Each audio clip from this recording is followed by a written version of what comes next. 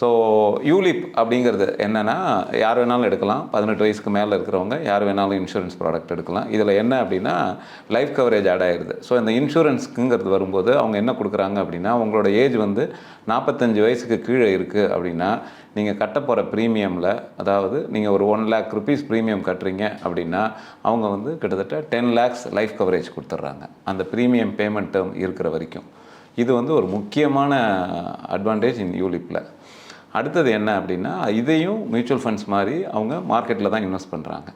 So equity மார்க்கெட்டில் தான் invest பண்ணுறாங்க. ஸோ தேர்பை உங்களுக்கு ஈக்விட்டி மார்க்கெட்டோட ரிட்டர்ன்ஸ் வந்து தாராளமாக இதில் கிடைக்கும். பட் யூலிப்பில் சில கேச்சஸ்லாம் இருக்குது. என்ன அப்படின்னா, யூலிப்பில் இன்வெஸ்ட் பண்ணும்போது ஒரு 4 சார்ஜஸ் ஒன்று எடுப்பாங்க. ஒன்று வந்து ப்ரீமியம் அலோகேஷன் சார்ஜஸ் அப்படின்னு ஒன்று எடுப்பாங்க.